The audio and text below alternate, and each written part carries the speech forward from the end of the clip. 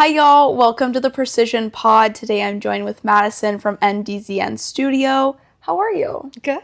How are you? I'm good. I'm so glad that we made this work. I know, You exciting. are in California, right? Yeah, I'm in San Diego now. Yeah, and do you love it? I do. Do you love it more than Oregon? I do. Yeah. Do you think you'll be there forever? Yeah, probably. Yeah. We have a house, so we're like Okay. there kind of permanent, at least for now. And John grew up there, and so he's used to the area, and he has an in-person job in San Diego, so I feel like it's a little bit harder to kind of do whatever, whenever, wherever. Yeah, where I'm fully remote, so I can work from wherever. And then tell us kind of your job title, what you do, your spiel. Job title is something I struggle with because I never know what to say. Yeah.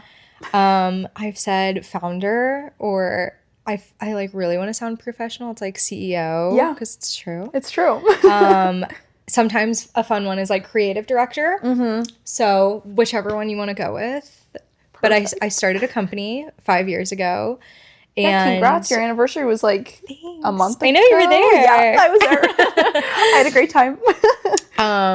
And it started as a social media management company, and over the years, clients just needed more and more things, and they were easy for us to do, where it was like, okay, you do our social media, but what happens after they sign up for our newsletter because of the posts you made? And we're like, oh, okay, well, newsletters are pretty easy, especially if you're already doing social. There's things to work in.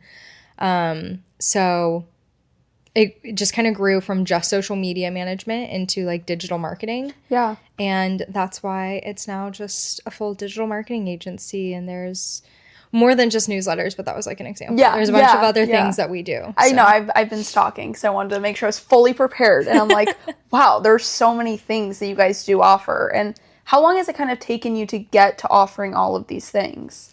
I mean, this year we're even adding more things in. Obviously you do podcasting, but there's, I don't know if you've heard of like Pod Match or Pod Pitch. Oh, I don't think are two other online platforms that kind of use AI, I guess, and they match you with, I know Pod Match for sure, you can join as a host, and it can match you with people to like have as guests and stuff like that. Oh, wow. But I use it for my clients as a guest pitching to host to say, here's why my client should be on your podcast. Here's why it'll work. So cool. Yeah. So. And so I guess that's like a whole, I didn't even think about that. Like that's a whole nother thing to get companies out there. And I guess I think about that too with other podcasts of like, how do they find people? Because I know for me, it's like, I'm kind of in the beginning stages of just like talking to everyone that I know and kind of have built within my network, but like expanding, that would be a really good tool to have. No, it's awesome. It's really easy to use. Pod Pitch, I don't know if they have a hosting side of it, but they send out like 20 emails per day or per week. Wow.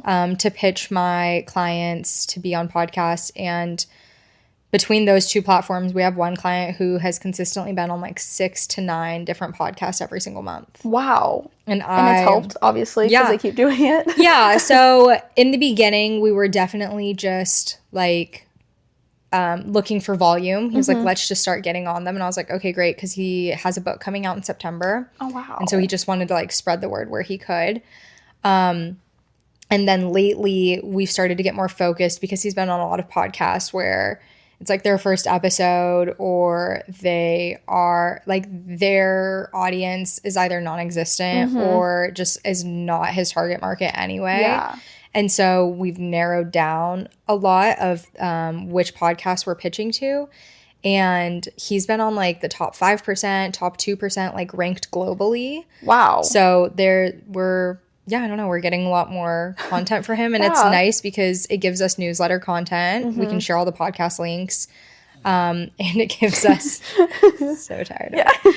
And it gives us social media content because we can like pull clips or just like create graphics and say like, go listen to this one now. That's so cool. So that's how, and I feel like all of our services, like there's a reason. It's not like we just add like, oh, we do t-shirts now. Like that wouldn't make sense for what we do. Everything kind of, I feel always ties back to social media in some way. And so that's how it's expanded from there.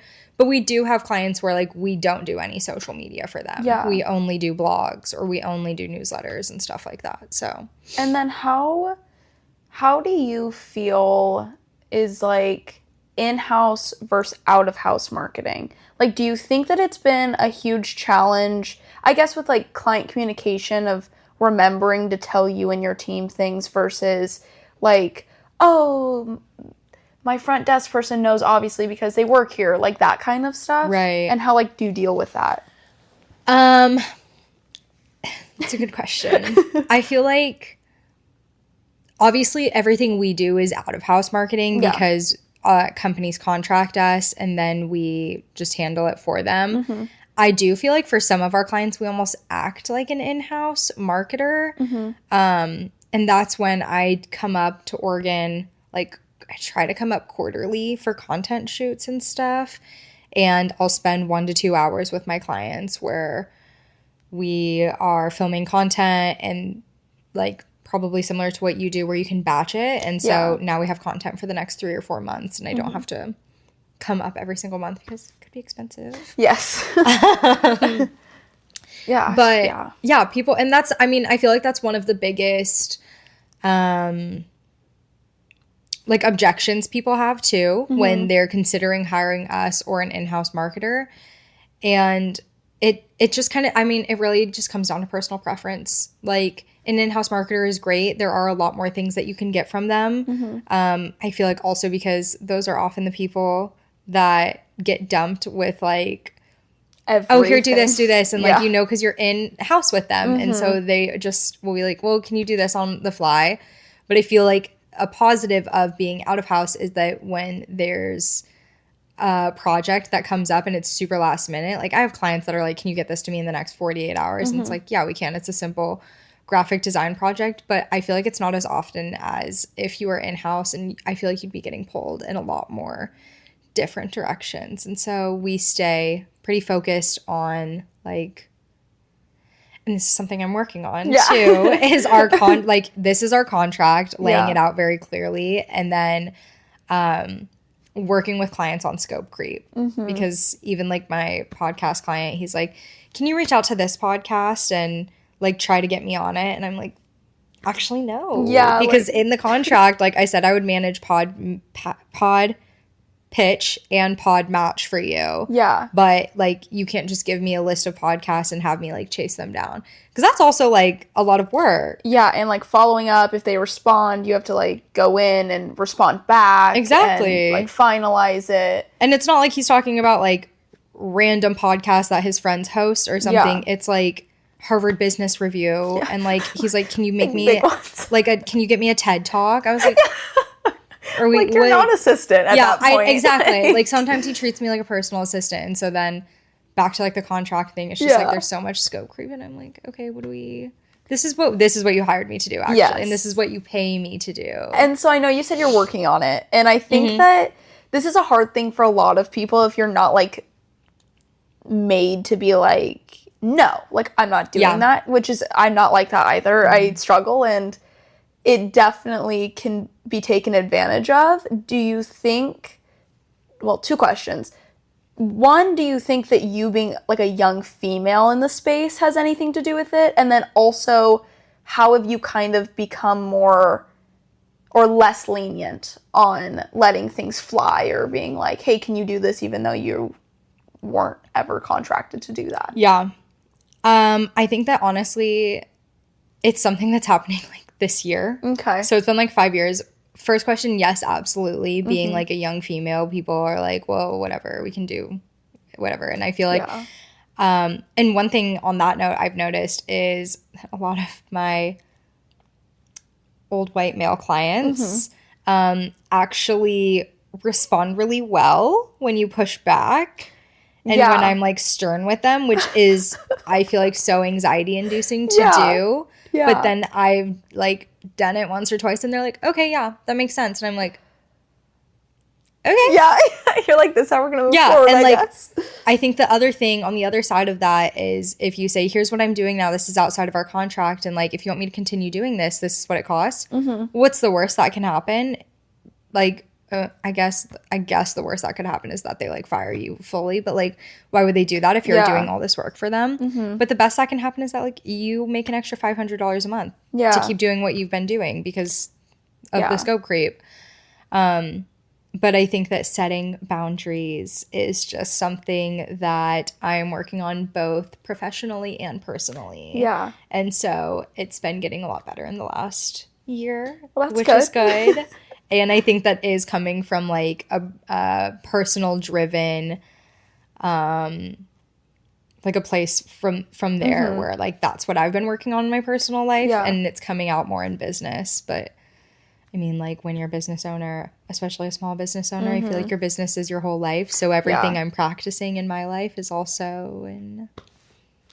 Yeah, that is true. And that, so like, do you, when, like, I assume you have clients that you've had either from the jump or from before you have created these boundaries.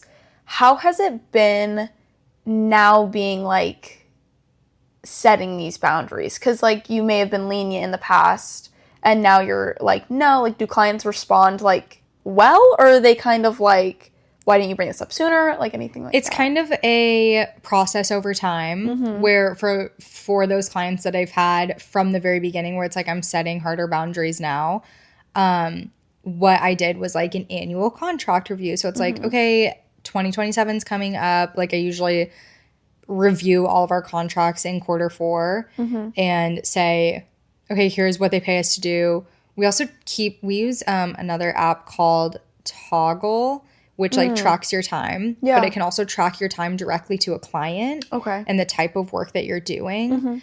And so I use it and I look at how much time we spend per month on clients and how much they pay us.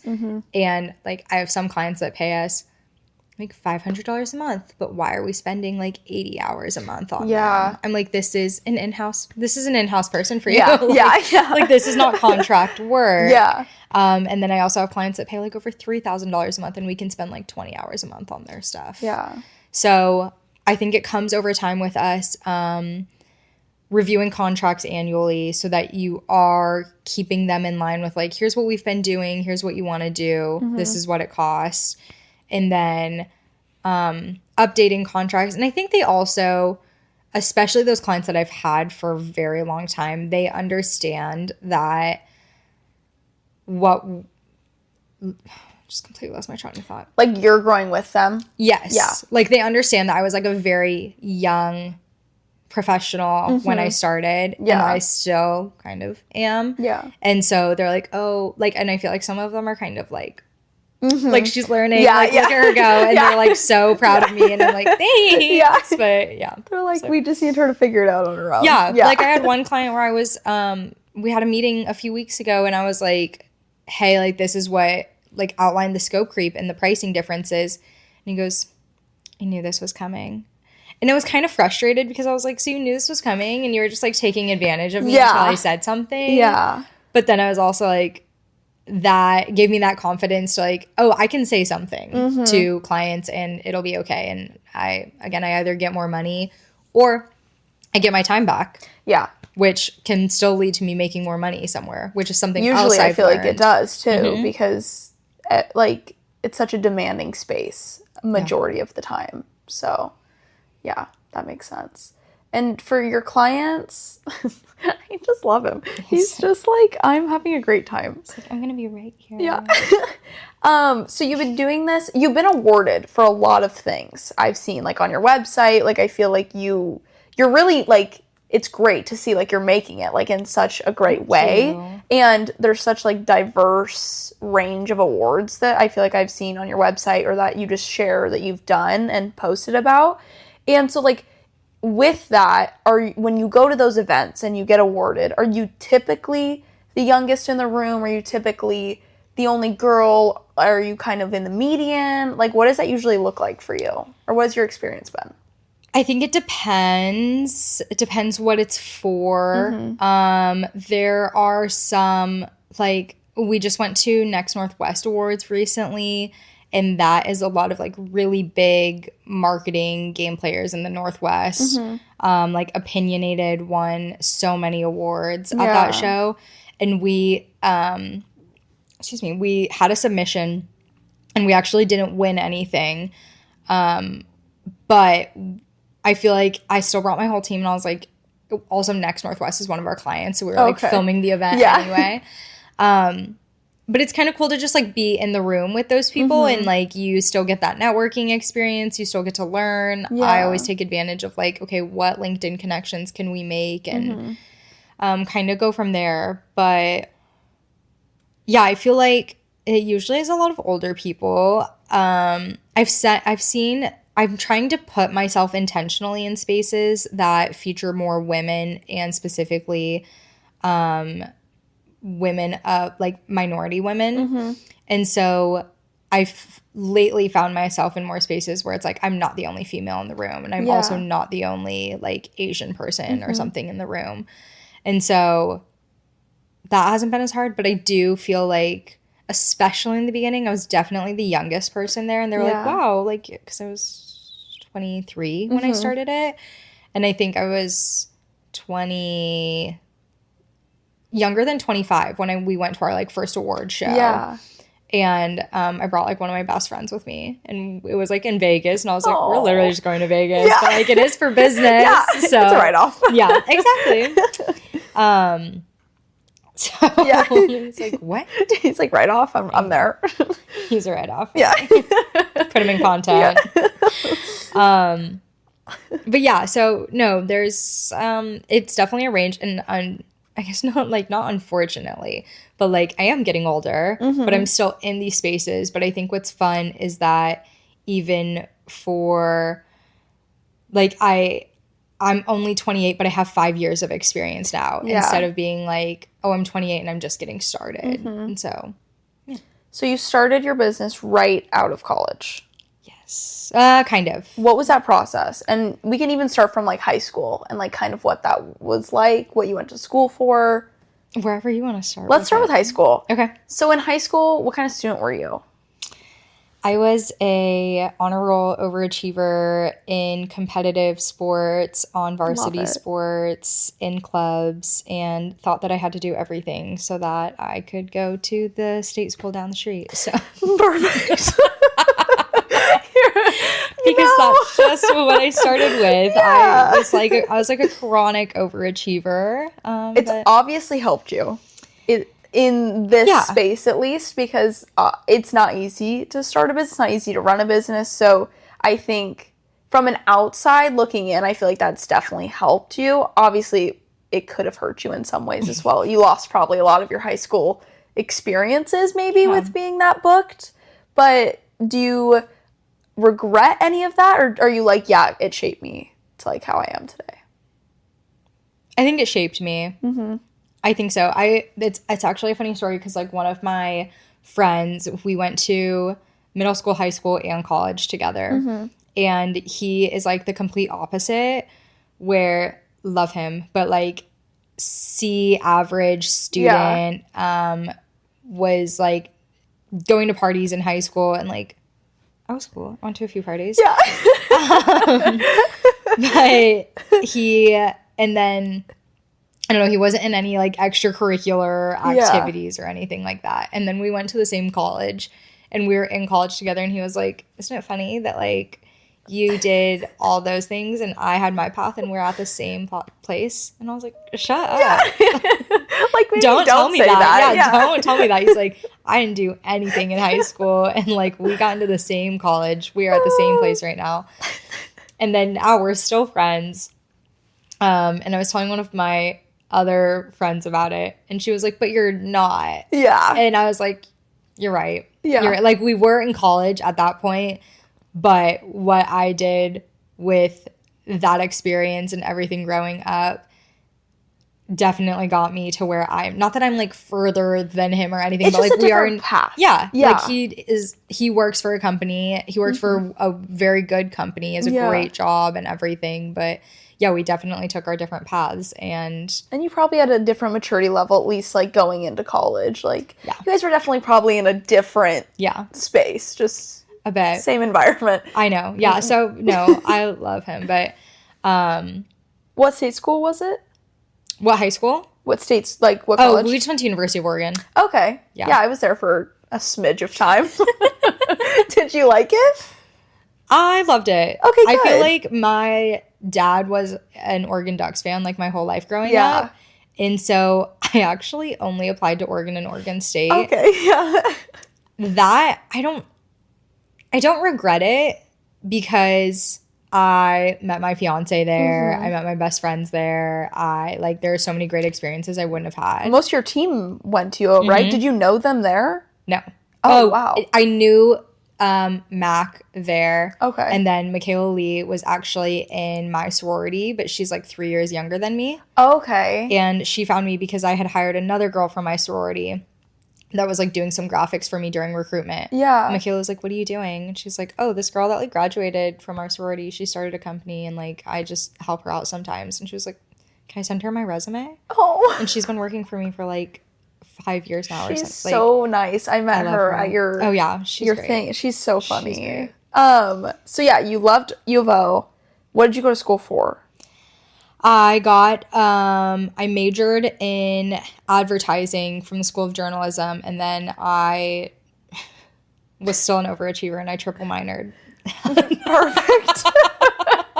What did you triple minor in? Business administration. Okay. Multimedia, like art and Yeah. stuff, and then comparative literature. Okay, so you literally have like every single fundamental possible that would be good for your business. And I think, and you know, maybe that does come from like being an overachiever when I was in high school. Yeah. Like, I feel like if I was going to do something, there was going to be a purpose to it. I wasn't just going to like go and do it just because. Yeah. And you got used to that workload. Obviously, it's different in high school versus college, but you got used to all of your time was spent doing something productive. So Yeah. probably helped. So, like, when I sat down and I was like, okay, here are the classes that I'm taking, I was like, well, what do I need to fill all of these? And I think there were, like, classes that I started taking classes I was just interested in because you also have to get those, like, gen ed classes.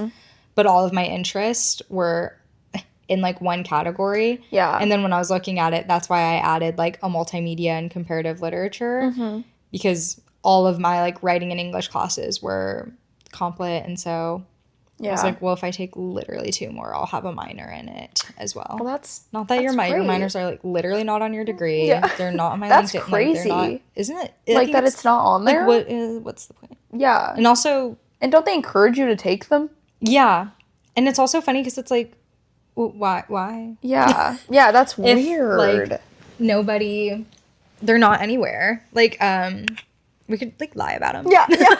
Yeah, I fully do minored. that. Yeah. What sorority were you in? Kayo. Okay. Did you like it? I don't think I would do it again. Okay. I don't, again, I feel like I try not to like regret anything that I did Yeah. in life. So there's definitely really good experiences from it. Like, I never would have met Michaela Lee. She would not be Yeah. on my team if I wasn't in it. And I have a lot of really good friends that I made from it. Was it hard to balance? No. Or were you pretty involved in the sorority, or like? I say no, but somebody else would probably be like, yes, you were. Okay. And I was like, I don't know. I just, Less than your standard of like I what you do, guess. but like Yeah, I still guess. over the I median. just didn't, I don't know. And I don't know if it was like, excuse me, not to like, I don't want to like bash them, but Yeah. like, I don't know if it was like the sorority that I joined or the experience I had or just Just the like time. I had friends elsewhere. Like, none of my roommates in college were in my sorority, where I feel like a lot of like sorority girls live together. Yeah. Where there's like 3 to 8 of them all sharing a house, and like I did not have that experience. I lived with all of my roommates were actually in Alpha Phi. Oh wow. Like, they were all in a sorority together, but like I was like not. How in was theirs. that for you? Like, what It was that fine. experience? Nobody in our house was very involved in like Oh, their okay. sorority, so we all were just kind of like, Like, we're in it, but like. yeah. And I mean, I met John my junior year, like fall of junior year, and then after we got together, I was just like at his house all the Yeah. time anyway. And What did he go to school for? he graduated with a general social sciences degree. Okay. Which- let me know what that means. I love him so much. It basically means he went to college. Okay. He didn't specialize in anything really. Okay. He just kind of like got the credits he needed to like get a degree to prove that he like went and he did it. Does he regret going? Did he like the structure? Like what was his like drive of being there? Do you know? I feel like it was something he felt that he had to do. Okay. Probably. What does he do now? He works for TaylorMade, the golf company. Wow. Yeah. Okay. In their customer service department. Okay. So like would he have gone to school now? I think he needs to have his job. Yeah, so like how does that work with you? Because like that doesn't, to me at least, sound like it's like a take-home job. Like you don't really take on a lot of stress like at home versus like with clients that are like talking to you all day long. Mm-hmm. Like how do you balance that, and how do you feel like in comparison to like his job, if that makes sense? It's actually something that we like have to work on, mm-hmm. like actively and consciously work on. Because he leaves all day and I'm at home all day. Yeah. And then he comes home and he's like, I'm exhausted. I just want to sit on the couch. Like, I'm done with my work day. Mm-hmm. I want to sit on the couch and I don't want to do anything. And I've been home all day, mm-hmm. and I, like, you know, I do laundry in the middle of the day. Mm-hmm. I go to the grocery store in the middle of the day because nobody else is there. Mm-hmm. Like, I'm getting kind of things done. And then he comes home and I'm like, I want to go out. Like, yeah. I have been doing chores at home. Mm-hmm. I've been here all day. I don't want to sit here. And then also it's like, okay, well, I spent 3 hours in the middle of the day going and running and doing chores. And so now I'm like, well, I still have some work I need to get done. Yeah. And so it's just kind of a mix of, I don't know, I feel like we're still trying to figure it out, mm-hmm. a little bit. But yeah, it's like we both have different needs at the end of the day. Yeah. And so we're trying to figure out what is a good balance of such and what works for us. Yeah. And it's definitely like different for everybody, of course. Today's episode is sponsored by Longevity Peptides, the leader in research peptides. These peptides are manufactured and third-party tested right here in the United States. This is American-made quality that you can verify. Learn more today at longevitypeptides.us. Today's episode is also sponsored by Evolve AI Solutions. This company is built for small and medium-sized businesses. From incoming leads to stagnant warm ones, they instantly classify every single contact and turn them into booked appointments. Stop guessing and start knowing. Gain new customers today. That's evolvemy.ai. For people who have that similar dynamic, I mean, I'm also one of those people where it's like, we have flexibility, but it's like we don't. Like, mm-hmm. you can go to the store in the middle of the day, but it's like you still are working regardless. Or mm-hmm. like maybe someone's texting you like, oh, can we change this really quick? And you're like picking out your produce and like trying to respond and like stuff like that. No, literally like 2 weeks ago, I met up with some of my friends to watch a World Cup game. Uh-huh. We like went to a brewery and everything, and it's like, you know, 12 to 2 in the middle of the day.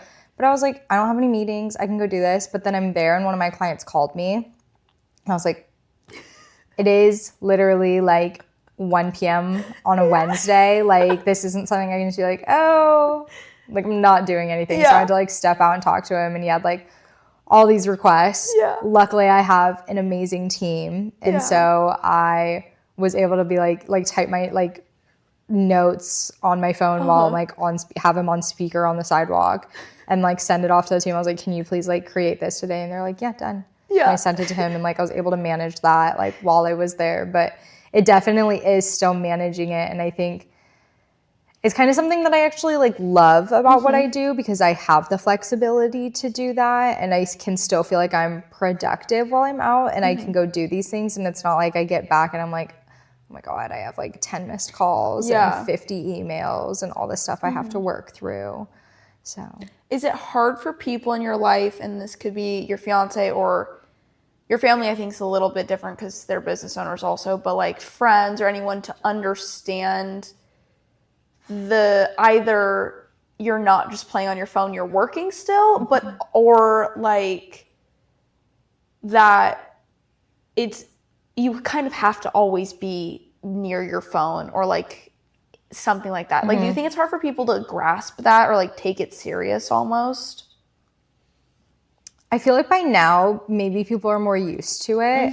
One of my other best friends, she started her own kind of like marketing agency too. And so I go visit her in Chicago, and like our work day is like sleep in till 9. And for me, it's perfect because it's like 2 hours ahead in Chicago. Oh, okay. And so me sleeping until 9 is like still me waking up at 7. Okay. And then we like go for a walk and like go hang out, and we have brunch and sit and yacht for 2 hours. Yeah. And then we work from like 11 to 5. Yeah. And we just like head down, work for a few hours, and then we can like go out to dinner and hang out still.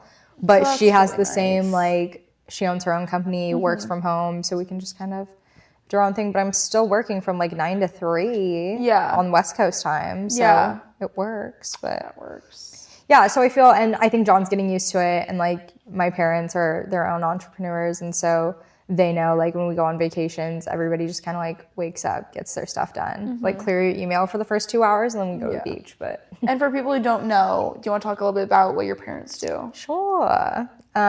They have a promotional products marketing company.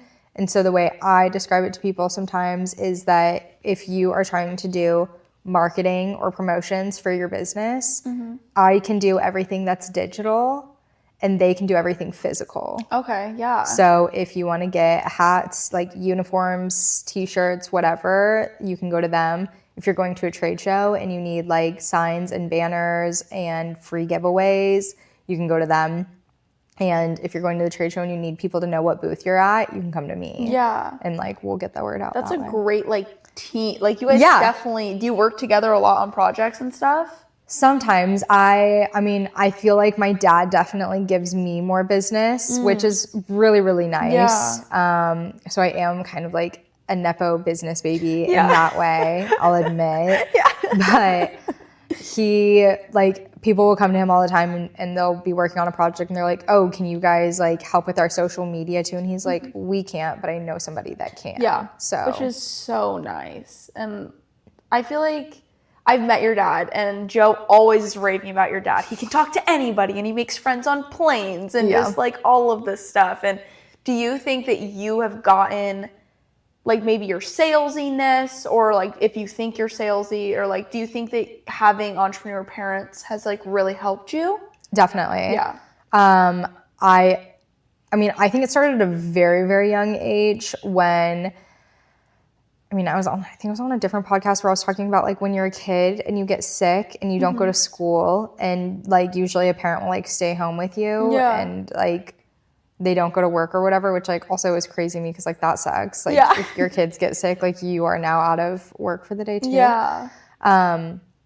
I would go to my parents' office. Yeah.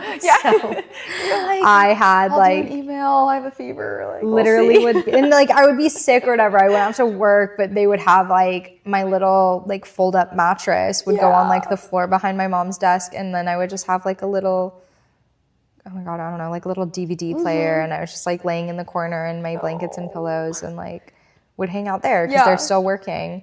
Was it fun for you to like go and do that though? Like, not maybe when you were sick, but not like general. those. But then like there were more things where I would go. Like before I was 13, I would go to meetings with my like sales meetings with my dad, and he was like, "You're just coming along, but like you're just hanging out, whatever." And then he's like, "You don't have to do anything." And I get there, and he's like, "What ideas do you have?" And I was like, "You're like 12 years old. Could have prepped for this. Like, what am I doing here? I don't know." But you know, he always like threw me into there, and those experiences, and even just like going to dinners where they're like, "Our clients are going to be here," and like I've had my friends comment on it where they're like, you have like etiquette at dinner, and like not in a pretentious way where it's like I'm not correcting people, but they're like, I just like notice how you like carry yourself in different situations. And I think it's because I was put in those situations at a very young age. And so I learned how to like come correct. And are you an only child? I have an older brother. Okay. Yeah. So you're the youngest and the only girl. Yes. Do you think that you were like the baby of the family? Yes. Yeah. Did he go to anything like that? Was he interested in that? I don't know. Okay. Honestly, he's like been on his own journey. He moved. I was born in Ohio. We moved to Oregon when I was 8, and then I think when my brother was 18, and he's 9 years older than me, so I was only 9 years old. So a lot of people think I'm an only child because when he turned 18, I'm pretty sure he like up and moved back to Ohio to be with one of his best friends, and that's where he met his wife as well. Okay. And then they moved back out here. But that age gap is so big that so from really like overlapped. 9 to, I mean, they got married in like 2015. So a long, 11 years. Yeah. They have 2 kids now. I know. Oh my gosh. Love them. But so like you kind of grew up only child, like in a way. Yeah. Like he was like always coming back and stuff. But I mean, since I was like in 3rd grade and on, it's not like my brother was like really around. And so all my friends, like I have some friends I've had since like 5th grade. And they're like, I've met your brother once. Yeah. And I'm like, that's really weird. But do you want kids? Yeah. Do you have like a certain amount that you want, or just like kind of whatever? At least 2. At least 2. How do you we'll think? I guess it kind of depends when you're planning to have them, but how do you think running your business and having kids is going to look? That's something I've been thinking about a lot lately. Because I get married I get married in January. Oh my gosh. I know. That's so exciting. Congrats. But so actually, this week, my brother and his wife are on a trip, and this is like the first time that they've ever not been with the boys for the night. Wow. And I have the honor of babysitting them overnight. And so tonight will be my 3rd night in a row where I like am putting them to bed, and like we have dinner, we do bedtime, and then I'm here? I go to their house, so they're in Wilsonville. Okay. So they're with their grandparents like during the day. Yeah. And so I was telling John, I was like, I feel like I'm cosplaying a working mom this week because it'll be Tuesday, Wednesday, Thursday night.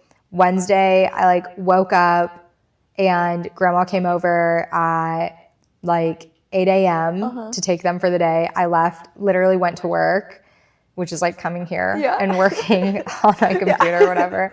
And then I leave here by like 5 and like pick up dinner on my way home and on my way to them. Yeah. And we have dinner and then we go to bed. And then I did it again today. And then tomorrow I'll leave again at 9. And I was like, I literally am like playing house with them. Yeah. And then I leave for my 8 to 5. Yeah. And then I just like come back and so be with them. Yeah. So we're like kind of figuring out how it works. Obviously it's a little different. Yeah. But I don't know. Yeah, we've thought about it. I think it'll just be like, we'll see. I think it's one of those, like, you'll cross that bridge when you get there. Because I've also have, like, a lot of friends and family that are having babies right now. Yeah. And I'm like, how did you know you were ready for that? And they're like, you're never going to be ready. Like, you just, like, do it. I know. Yeah. And then, like, you figure it out. Yeah. So. Do you think that you being home all day... Like, do you think you're going to want an office when you have kids? I've always thought about it. Mm-hmm. I've always thought about if I honestly... Do you like being home? Like, are you very homebody? Yeah. Okay, so do you, like, even now or over the last 5 years, like, working primarily at home? Yeah. You like that a lot? I do, but I also really enjoy, like... I had my whole team in San Diego a few months ago, and I rented like a co-working office for us. Oh, nice. So we could still have a closed space that was just for us instead of like the open where you just have a desk or whatever. And I really enjoyed that, and I enjoy like co-working spaces sometimes. I definitely get the appeal, but I also just like love being comfortable and being at home, and I can like work in my sweats. Yeah. I can go get like whatever snacks I want. Like I'm already there and there's no commute. And I was talking because my dad is obviously like, we need to be in office. He's like, you need to get a gym membership because like, I swear like 90% of his business comes from the gym. Yeah. He plays basketball, right? Isn't that how him and Joe met? I was trying to remember like how this happened. And I was like, it was definitely basketball. It's definitely like something at Bay Club. But he's also the type to like go up to you and be like, so what's your job? Exactly. And like, that's not me. Yeah. Like I can be extroverted and I can like socialize with people, but I'm not going to be the person that's like on an airplane that's like, so what do you do for a living? And especially at the gym when you're going and you're like there to work out and not work. And I don't know if that's like being a male. Yeah, it must be. Because I also feel like women, like I have my headphones on. On an airplane, I literally put a hood on. Yeah. And I'm like, I take the window seat and I'm like, okay, good night, don't talk to me. Yeah.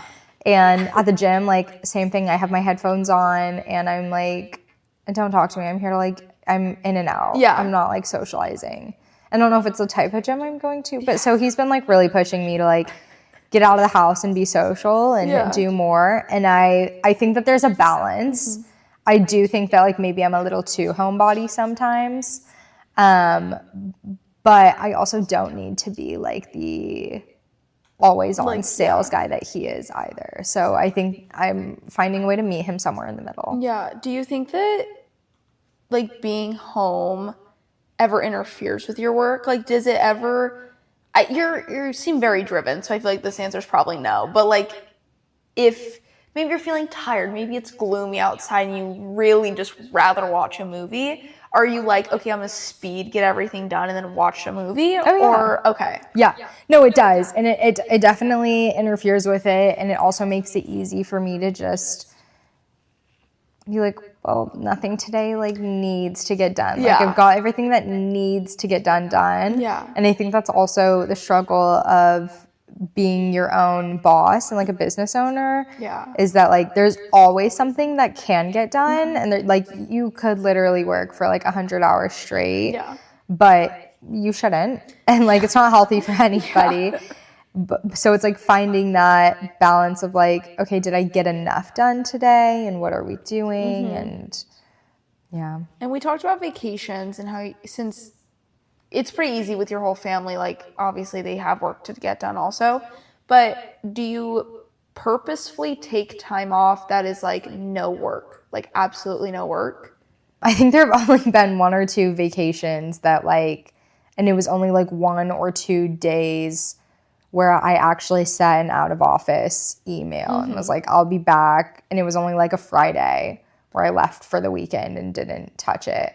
But otherwise, I feel if I at least can get like 30 minutes in the morning and I can clear my email and figure out what's needed for the day, great. And then over the course of the weekend, it's like, okay, I'll just like maybe I only work 2 hours over the weekend total, but it's enough that I don't, because I think it's also the like that feeling of like coming back on Monday and you're like, oh my God, what needs to get done? And like we do work in social media, and so it is 24/7. And so there's always going to be a client that like last minute needed something, and I would hate for it to be like, oh, I was just on vacation and like it got missed and we just didn't do it at all. Yeah. So like, do you think you would ever like to get to the point where you could like have that, or is it just like too much stress for you to be like, I don't like the what ifs kind of? Yeah. I mean, I feel like it sounds crazy just because of how like driven I've been my entire life, but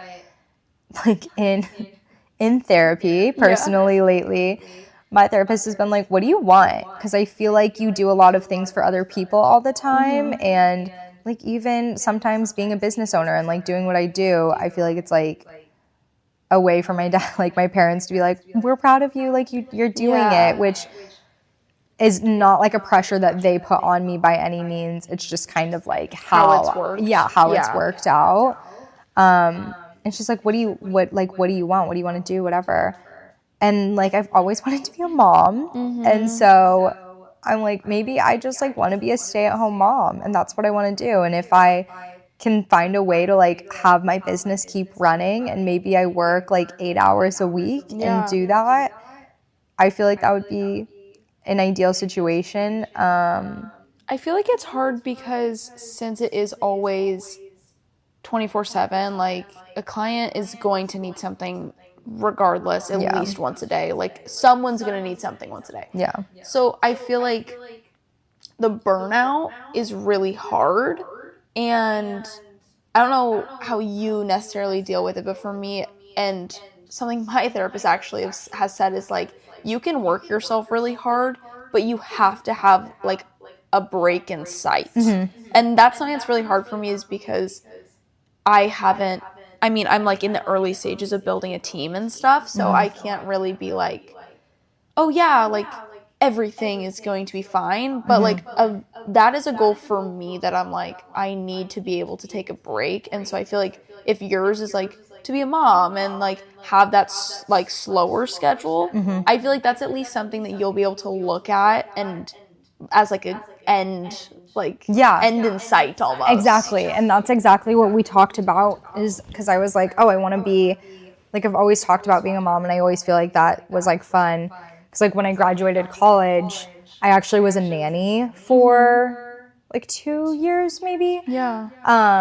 And I like started the company while I was doing that, but it was very part-time. And then there was that turning point where it was like the family was actually offering me like full-time position. Yeah. Like their family car and like an apartment. They had a really nice house, and so it was like they have this like apartment over their garage that's like completely separate from their house. Wow. And they're like, John can live with you and like you do all of this, and they'd pay me like a full-time salary.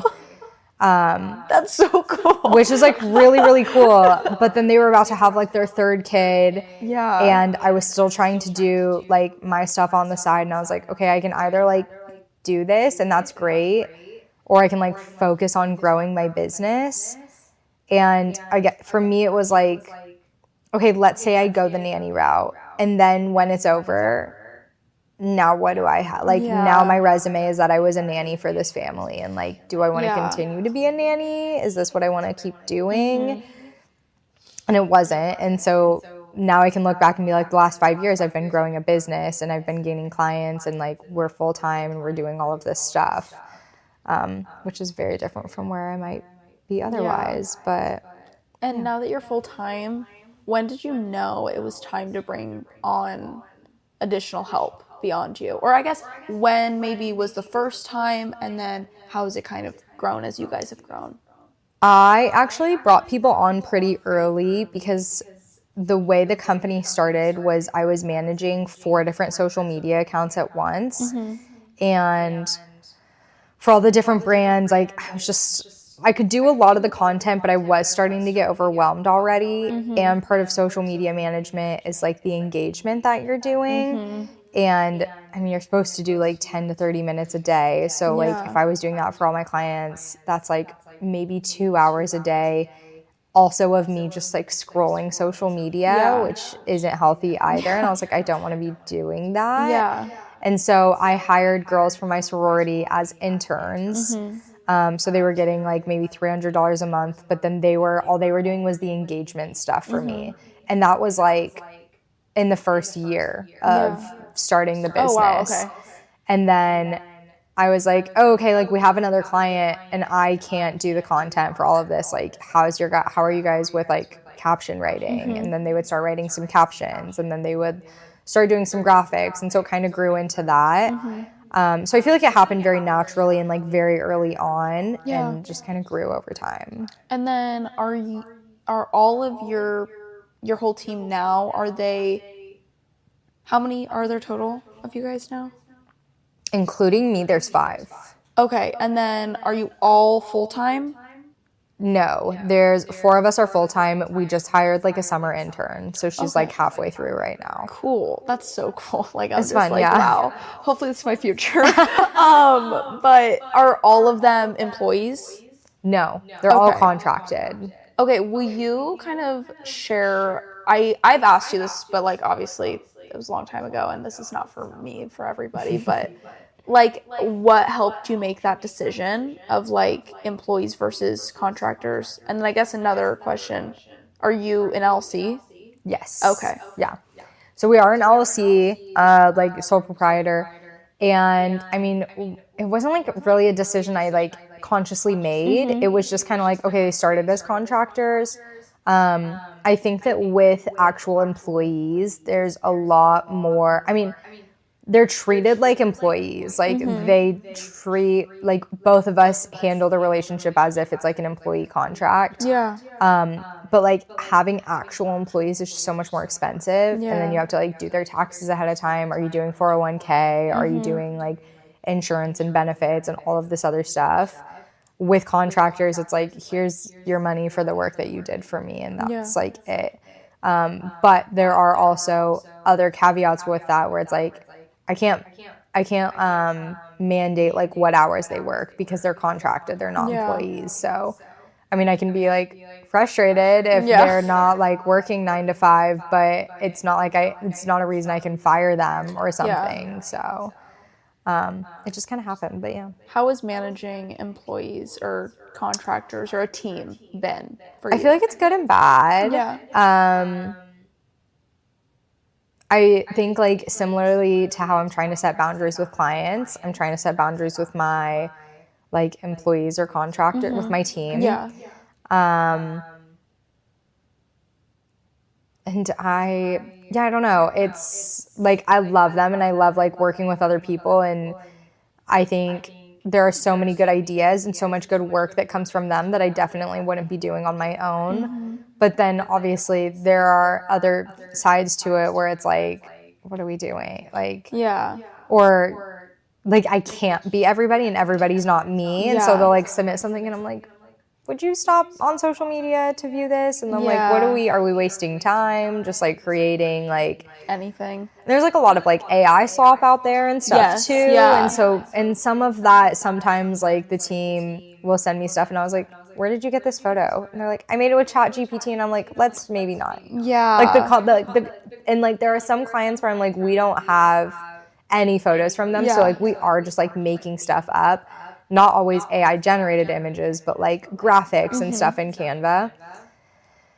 But like it'll be for clients where I'm like, we literally have like a library of 2,000 photos of their work to use. Like, can you just like look through it and try to find one? So with AI, and we've talked about kind of like AI platforms and now with like chat, what do you do when someone says like if someone says your job's gonna like be obsolete by AI?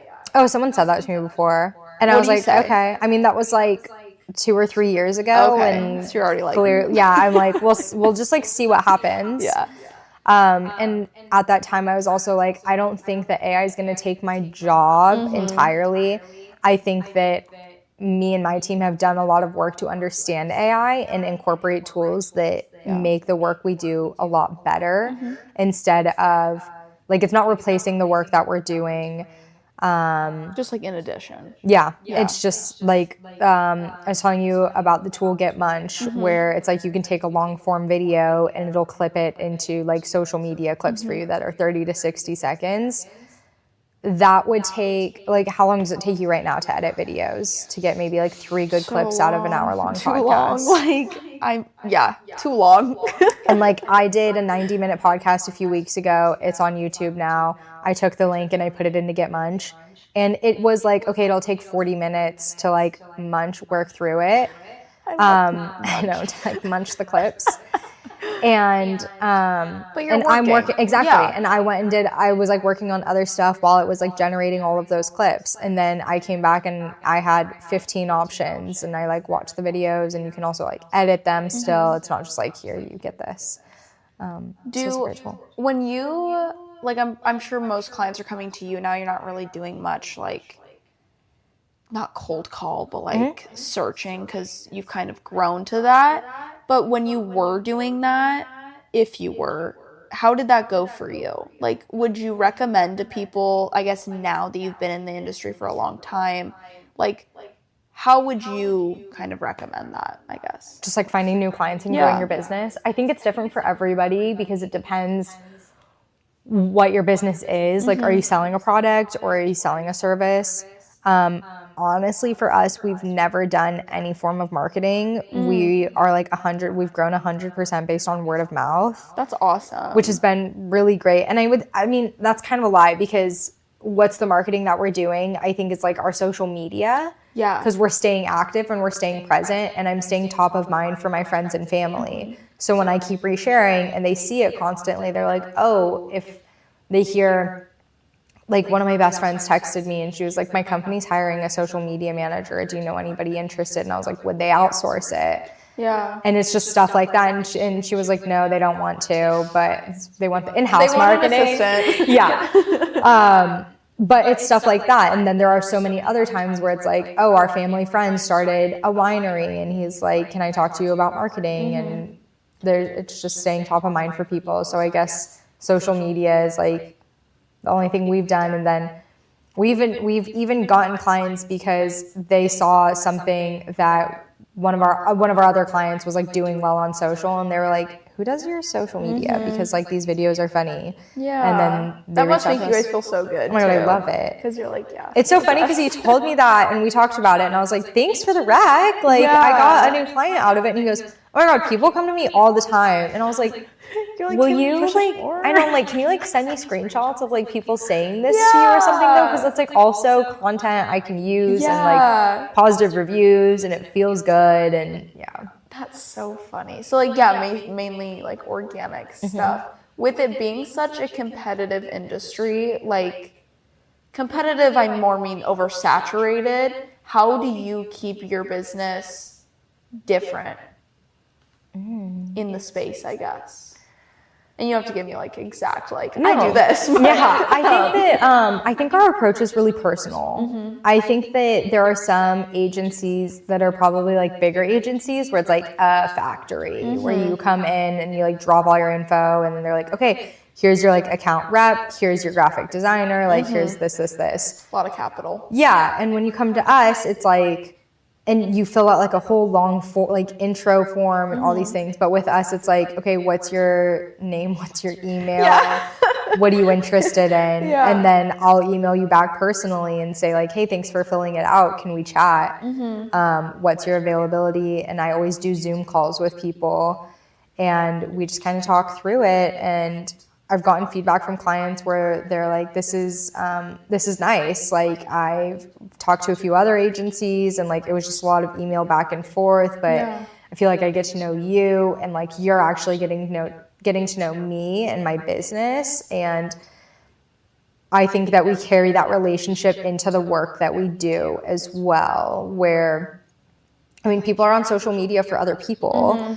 And so if I know who's actually behind the brand and like what they want to convey in their brand, that makes my job easier instead of it being like, okay, we had 20 emails back and forth and like, here's all of your content, but like, now good luck. Yeah. Like, and so kind of going back to college a little bit, is all of your team marketing graduated? No, I think max degree is in like psychology. Okay. So like from your standpoint as someone who has such a plethora of college knowledge, and I guess, do you think that it was beneficial for you? I guess I didn't really ask you that direct. For your job now. I'm sure it was. It's not like I look back and I'm like, oh my God, this one class I took, like I learned everything in.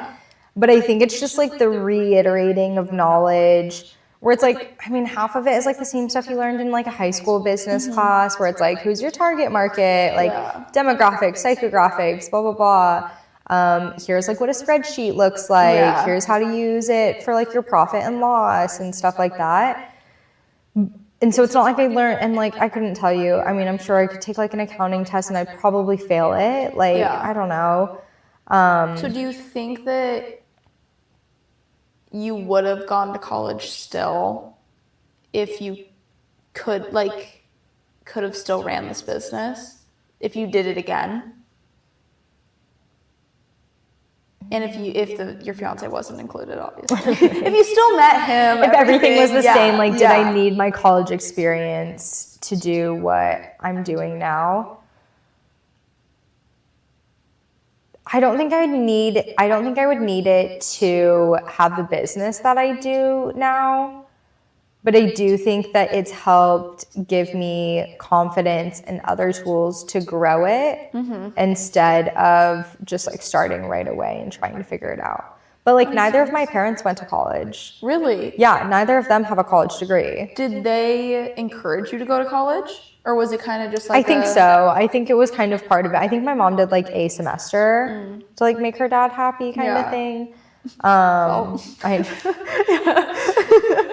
And I also do feel like you were asking about my brother earlier too. Yeah. We grew up in very, like, people think I'm an only child because we also grew up in we had such different childhoods. Yeah. My parents are very successful now, but they didn't start like that. Yeah. And so a lot of their success came like with my childhood, like after my brother moved out, unfortunately, I guess. Yeah. And so I also think that part of it was like, by the time I got to college, they're like, we can afford it. Like, we can send you, we can do this. Like, you should go and do this and have this opportunity that like nobody else in our family had. Because like my brother didn't get a college degree either. Yeah. So I don't think that you need a college degree to be successful by any means. But I do, and I mean, I think unless you're going to college to like be a doctor, Yes, yeah. be a lawyer, Something you really like. yes, that you need like additional education for, that's very different. But like you can also go to a trade school for additional education. Yeah. Unless you're going to school for one of like a profession like that, I think that the purpose of college is really just that you're going for like experience. Yeah. It's like life experience building, which like you're going to get if you don't go to college too. Do you think that you will like encourage your kids to go, or will it kind of just be like you're going to feel it out depending on like how they are, I guess? I think it'll be one of those things where it's like we'll save up and so that it's an option for them if they want to go, they absolutely can. But I don't think it'll be like you have to go do this. Yeah. I think we'll be like, what do you want to do? Like, if you want to be an artist, you want to be an artist. Like, you don't need to go to art school for that. Do you think college is going to do you think the college rate is going to go down? Is it already? I want to say I think so, just because trades are getting so popular, and I know Brayden is in journeyman school, like plumbing, and I know that it's very hard to get into those programs now. Like construction, I think is a little bit easier, but still, it's like you pretty much have to know someone to get into any of the like blue collar jobs, and so I think they're getting pretty big because people aren't going to school as much. So like I would assume the rates are down already. I didn't want to like throw us like because I don't have like a stat or Yeah. like a fact to throw out Yeah. there, but like I think that especially our generation and like younger generations are just kind of like, excuse my language, but like seeing through the bullshit Yeah. a little bit more, and Yeah. they're like, why are we going to college? Like, what is the point of this? Yeah. And know at I think least it's like lot of people I think are- it's like a status yeah. symbol. I mean, that's yeah. what it was. That's what it started as. Where it's like, Or only parents, like, parents being like, you just like this is your next step. yeah. But I mean, like decades ago, Yeah. when it was like rich white Yeah. men would go to college, and it's because they could like women couldn't even go, and so it was like, Yeah. oh, I went to this fancy school, whatever. That's true. And it's not like, I don't know, like you get your degree and sure, like there are some things where it's like, yeah. And I don't know if that's just like my personal experience. Everybody's experience is different. I mean, I know a lot of people that are going mostly because they can afford to. Exactly. Without a direct plan. Exactly. To me, that bothers me a little bit just because I'm like, you could have also spent that money doing something you are going to invest, like investing in yourself. But to each his own, if you have the money, be my guest, I guess. But I think a really funny thing that happened because I graduated in 2020 is that, then that's what led me to like start a business because I was like, nobody's going to hire me. Yeah. Like people are getting fired. Why are they going to hire me? I have a lot of friends that like went and got a master's degree. yeah. And I was like, what are you going to do? And they're like, I don't know. Like I have a friend that got a master's degree in like business. And then she was like unemployed for another 9 months. And so I was like, why? And so I feel like sometimes people were just getting additional degrees because they didn't know what else to do. Yeah. I'm like, I love that for you that you can do that. And like, even my parents were like, do you want to like get your master's? Like, would that help? And I was like, I don't know what door it would unlock for me that I don't already have. Yeah. I think it would be another experience thing where like now I'm connected to more professors and more peers that like I did things with, and if they know somebody that knows somebody, like that can bring it back for me, because like that's what my sorority was, that's what my college experience was, that's what like it's literally just networking. Yeah. But it's still so different than like a master's, like your PhD. Yeah. Like it's just so different. So, yeah, no, I feel that, where it's like sometimes people just like get degrees to get degrees. I mean, like John, love him, but it's like, I'm like, general social sciences, what are we doing? I don't know. Yeah, and he's living his best life. And he is. Getting great gear, probably. Oh my God, yeah. Yeah, loves it. That's so cool. To close out the whole college chapter of chatting, was there something that when you were in high school and you're like, I want to go to U of O, I want to go for business, did you have an end goal or an end job in mind? Did you know you wanted to be an entrepreneur? Were you just like, maybe you want to work in corporate? Like, did you have a thought process for that? Not really. Like in high school, I was also in like FBLA, just like Future Business Leaders of America. Okay. So those were like extra clubs I was in. And then I went to college, signed up as a business major, learned about the journalism school, and was like, oh, I want to do that instead. So like things switched, and I didn't go into it being like, oh, I'm gonna get out of it and go do this. Yeah. And I don't think at any point, I mean, when I was younger, my parents were always more than my parents, but people were just like, are you gonna take over your parents' business? Are you gonna do this? And I was like, no. Because also that was like my summer job. Yeah. Growing up, it was like what I did all the time. And it's just like, I mean, I guess some people are raised like that and like born into the business, but for me, I was like, I don't want to do this. Yeah. And so I kind of just like found my own path forward. But Okay. And what high school did you go to? Tualatin. Do you think you'll send your kids public or private? Probably public. John and I've talked about it. Yeah, John's like, I'm not gonna have a private school kid. Yeah. It's definitely different. Like my cousin went to private school. Like we have different things like with that. And I think it depends where you are. Yeah. Because like I think the public schools that I went to were great. Mac, who's on my team, she grew up in San Francisco and she went to private schools, but it's because like the public school system in the city isn't the best. Yeah. And so like that experience would be so different.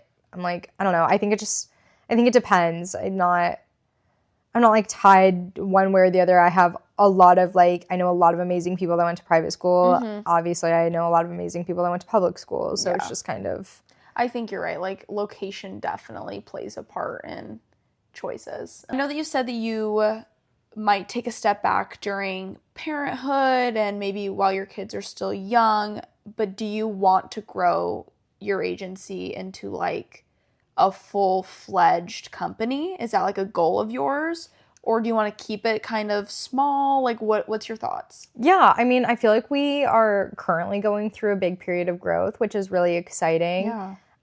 In a weird way, I think that I could see how growing more could actually give me more freedom to work less. Yeah. So, I mean, ideally, like, let me grind for like 3 years, whatever, until I'm ready to have kids. And then maybe things are running on their own and I can just kind of oversee, check in, and do that instead. Be the cool boss. Yeah, but I would love to keep it growing. And I think there are so many opportunities, and I feel like I had another great conversation with somebody recently that gave me a lot more like direction and clarity on what's needed to kind of take it to that next level. It's just it's obviously going to be a lot of work to get there, so just got to get through that first. Does it make you nervous or anxious with how uncertain marketing is in general? And I mean, like with contracts and like, obviously I'm trying to like think of a comparison to another industry, but you could have a contract term that's 3 months. Maybe they don't want to work with you any longer. So then it's like you might have been in your head forecasting that they were going to stay on for 6 months, a year, whatever. And then you lose that income. Like, does that stress you out, the uncertainty, or have you kind of... It used to be a lot worse. Yeah. That used to actually be something that would like send me into a spiral. Yeah. But I think that those first few panic attacks over it taught me that like, okay, well, you can't run your business like in fear or like fully operating on the guarantee that this is your income. Yeah. Like I have needed to build more of a safety net so that when those things do come up, it's not like, well, now I have to fire somebody because, and if we lose a client, we lose $3,000 a month of revenue. That would suck. Yeah. But like we're getting to a point where like that doesn't affect us that much anymore. But it used to be like, I'm literally not getting paid this month because what am I going to do? Has that ever happened where you've had to like take the hit personally to pay your team? Oh my God. Like I think the last 2 months I've gotten like half, like the last 3 months I've probably gotten half the amount I usually pay myself just because we have a few clients right now whose like invoices are getting like backed up and stuff and they're not paying them, which we're dealing with some other stuff there. Oh, fabulous. But yeah, no, all the time. I always like make sure bills are paid. I make sure my people are paid and then I pay myself. So we're going through, John and I are learning some budgeting this season. So we're working on it. Life. I know. It's just, there's a lot you got to do it. Yeah. But that's good. And I think that's what's going to keep your employees for long term, like them seeing that selflessness also, which can be hard because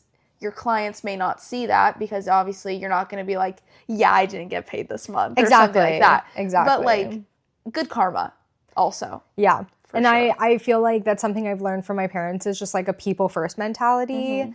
And I've also just through my experience learned that like the more you take care of your people, they take care of you. And I feel like the ways that I support them like make them excited and want to help support me. It's not like... And kind of give you that like they'll treat you like they're employees and that they'll do that extra mile probably because you're so willing to do that. Yeah. So that's good. On the flip side, it's like boundaries and like... It does just, suck. Yeah, there's like definitely a flip. Or just even with them where it's like if they mess something up, I like don't know how to tell them because I'm like, but we're best friends. Yeah. And have you worked with your friends? Yeah. How was that? It's hard. Yeah. It's hard. And I don't know how many more. I'm like trying not to hire friends and family moving forward. It's so easy to do because I'm like, oh my God. Especially when it's like a friend needs a job or something and I'm like, oh, you have the skill set, you can help me. But then I've like hired a few different friends over the years and I just feel like it always gets to a point eventually where I'm like, well, like, I don't know. I just like, I can't provide you feedback because it's hard for me to like give my friends negative feedback or get mad at my friends. Like, I don't want to do that. And so that makes sense. Trying to figure it out. But it's a big season of growth and boundaries. Yes. Which is good because, I mean, I think the last time that we talked, you had like one full-time employee or team member and then the rest were part-time. So like even since then, I feel like you're growing so fast, which is just like congrats to you. That's incredible. And it's so fun for me to watch because I feel like I'm like looking at like an idol of like this is where I want to be. No, I'm serious though, because like even from when Joe like had mentioned you however long ago that was and I've just been following, like it's just so cool to see that you're doing everything that you said you would do and also that you said you wanted to do. So I think that's really cool. Thank you. That means a lot.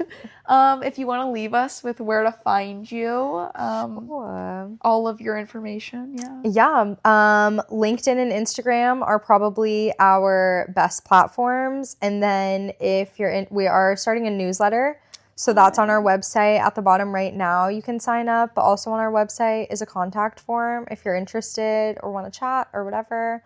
Social media and website, I think, are the best places to find us. Love it. Well, thank you for sharing and chatting with me. This is so fun. Oh, I'm so excited. I hope that we can do a reunion episode in a I would couple love of years that. and be like, this is where we are. Yeah, and this that is would be everything fun. we've done. Maybe your kids will be there. Oh my God, crazy. This is my child. Yeah. Say bye, Enzo. Say bye. Oh.